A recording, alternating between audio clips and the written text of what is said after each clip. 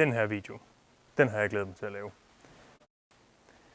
2020-kollektionen, der er noget gentagelse af sidste år, der lige får en genopfriskning. Her der ser vi FF 353'er, prisbillig hjelm med alle finesserne. Det der er nyt i 2020 for dem, det er, at der er kommet nogle nye farvetemaer. Her der ser vi kromoen i den fluorescerende gule og grå. Nordi, som den hedder, mat blå og fluorescerende orange. Hop ind på hjemmesiden, kig dem alle sammen. Jeg har ikke plads til at vise dem alle sammen. Der er så meget. Den her kromo, den fås også i samme farve som Nordien her. Altså samme, hvad skal man sige, mat blå, lidt hvid, og så den her fluorescerende orange. Den er også super fed. Så bevæger vi os over i Fast krydshjelmen. I 2020, der hedder den Fast Evo. Tænker man, Evo, hvad så? Ny ventilation foran. Overall er der egentlig bare lagt mere fokus på ventilationen. Det er en dejlig let hjelm. Den her, det er en small, og den skyder ind til lige over 1 kilo til 1100 gram. Fås også i forskellige farver. Det her, det er Crusher i grå og fluorescerende gul. Super fed hjelm. Lige par den med par Ariet krydsbriller, så man æder med dem hurtigt. Pioneer Evo. Pioneer, den kender vi fra sidste år. Det her, det er Night-grafikken, altså som i ridder. Den er super fed, den her, og vi havde rigtig meget efterspørgsel på den sidste år, men vi kunne simpelthen ikke få nok af dem. Så i år, der har vi taget ved lære og bestilt masser af dem hjem. Den kommer i mat sort, den er i mat sort og blå. Du kan justere skyggen via de her fingerskruer, så den kommer længere fremad, den kommer lidt længere tilbage, eller efter hvad I synes. Jeg er faktisk lige ved at tro, man kan pille den helt af, hvis man gerne vil have formen uden, men den er jo sådan lidt street med den her. Det er jo det, man kalder en adventure-hjelm. Altså, at du har, hvad skal man sige, cross-funktionen kombineret med det her store, dejlige visir til at lukke vind og så videre ude og skidt og snavs og alt det her. Mange er begyndt at bruge dem på gaden, simpelthen fordi, prøv lige se den. Der er 100 km i timen, den her. Den har ligesom Fast, ny ventilation foran. Der er en lille kontakt hernede. Åben og lukke. Ja. Der er ikke så meget fekundik der. Man kan jo godt se, de har taget Evoen, eller Fast, undskyld. Og så har de simpelthen bare sagt, ved du hvad, den gør vi lige endnu bedre. Og det er lykkes. Den er super fed, den her. Den her vejer så noget mere. Der er vi i en medium op i 1390 gram, plus minus 50 gram, alt efter hvad størrelse man lige vælger og så videre. Men så lige knap 1400 gram. Det er stadigvæk let, så jeg trækker af, hvor stor den egentlig er.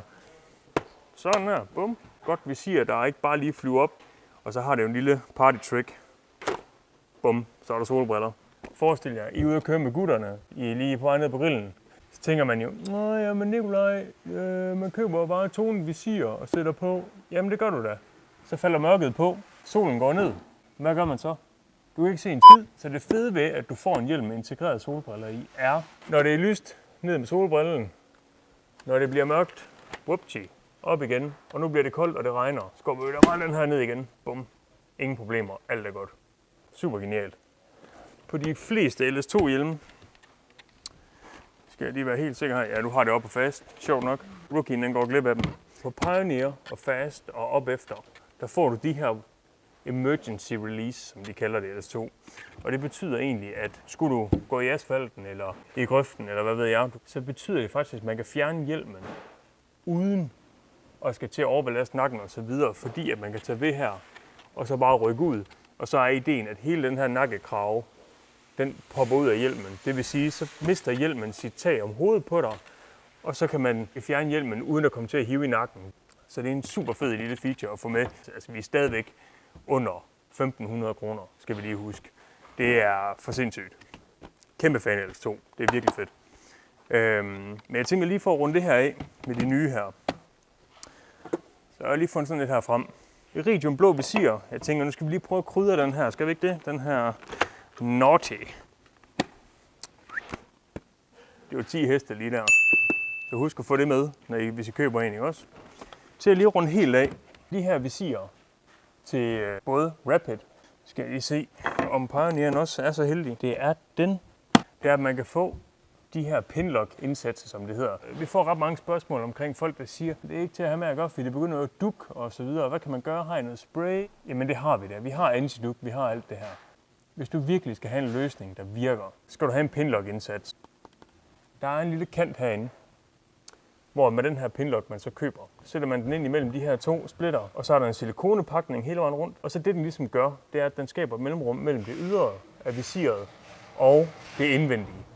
Så det vil sige, at den luft derop, der er imellem pinlocken og selve visiret, det opnår en mellemtemperatur mellem det ydre og så det indvendige. Så det vil sige, at det neutraliserer, og det er derfor, så opstår der ikke dug, og det virker.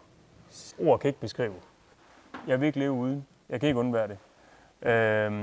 Tag kontakt til os, hvis I vil høre mere, så I aldrig nogensinde skal tænke på dug mere.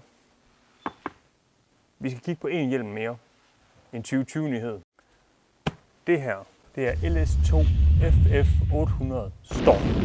Det er en helt ny 2020-hjelm, så den er ikke en videreudvikling af en eksisterende hjelm. Selvfølgelig har LS2 taget alt, hvad de har lært fra deres tidligere hjelme og klasket i den her. Vi er stadigvæk under de 1.500 kroner, og du får så meget med her. Se her. Det er simpelthen FF800. Det her det er den mat sorte. Grunden til, at man skal bide mærke i den her, det er, at hvis du for eksempel kigger på Rapiden, du får rigtig meget hjelm for de penge, du bruger, men hvis du lige går op og tager FF800 i stedet for, så får du både pinlock ready, visir, det får du ganske vist også på Rapiden. Her, der får du bare pinlocken med. Det er altså en 300-400 kroner i sig selv, der er med i pakken. Det her det er en XL, og den vejer 1.530 gram plus minus 50 gram alt efter omstændigheder, ikke? Det vil sige, du er stadigvæk nede omkring vægten på Pioneer. Du får også her integreret solbrille, der lukker rigtig skarpt af her ved mundstykket, så du ved, der kommer ikke så meget lys. Hvis du kører direkte solskin mod lys, det kommer ikke til at påvirke dig lige så meget som ved andre hjelme måske. Vælger du at køre med visiret åben og bare solbrillerne nede, jamen så vil det også tage en hel del af vinden. Den er super nem at bruge via slideren her, og det kører bare lækkert. Der er ikke noget modstand, der er ikke noget, men de bliver op, hvis ikke du vil have dem nede. Du får ventilation foran, skubber den op, flipper den her ind, masser af luft ind, trykker ned, kommer den ud. Super nemt, selv med handsker. Lukker visiret en gang, så har du også ventilation heroppe. Skub tilbage, åben, skub frem, luk. Vender vi hjelmen om, og man ser alle de her porte. Og så tænker man, nå ja, men det er jo bare gejl. Ikke på FF800.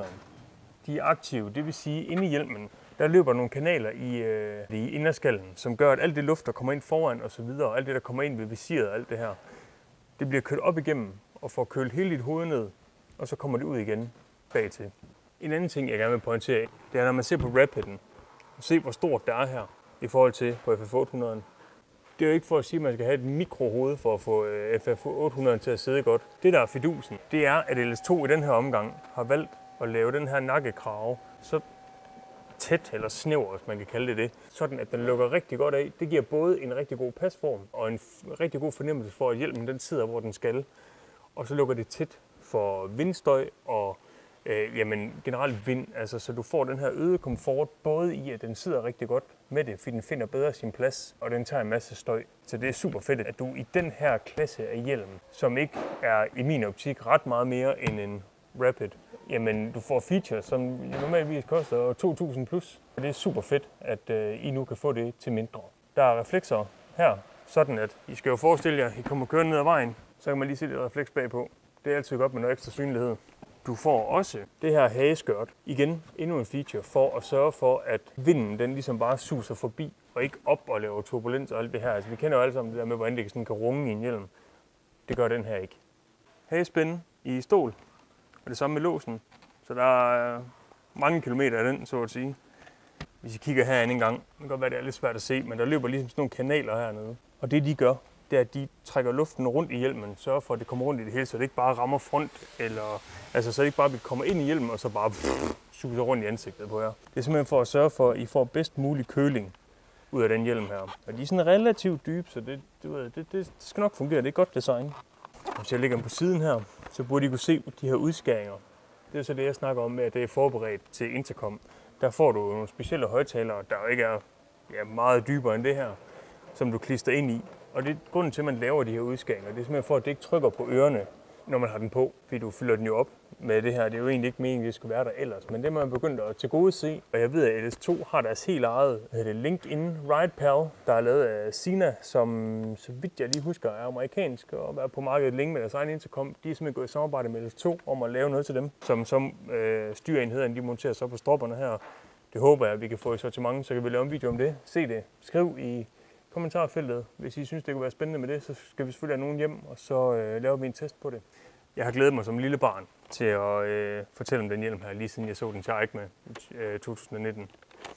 Så jeg håber, I tager godt imod den. Jeg håber, I kan se fidusen i den. Og hvis I er i tvivl om noget som helst omkring den, enten størrelse eller så videre, og vi får den selvfølgelig også i andre farver. Vi har den kommer i den her mat sorte farve, så kommer den i en mat grå, eller mat titanium, som LS2 kalder den. Og så kommer den også i noget carbon look med noget rød og noget blå og noget værk. Super fede hjelme. Vi glæder os rigtig meget til, at de begynder at komme ind ad døren, og det er så endelig ved at ske nu. Vi linker selvfølgelig nede i beskrivelsen til LS2 inde ved os, speedline.dk, så I kan gå ind og se alle hjelmene, vi har fra dem, og finde de her lækre FF800. Eller så kan I selvfølgelig også kigge på Rapid'en, eller Pioneer'en, eller Fast crosshjelmen, hvis det er det. Der er fyldt op på hylderne nu. Der er nyheder. De alle sammen er mega fede. Finishen er som altid totalt i orden. Og så tror jeg ikke, jeg vil sige mere om det. Stay tuned, hold kablet stramt, og så ses vi i den næste video. Hej!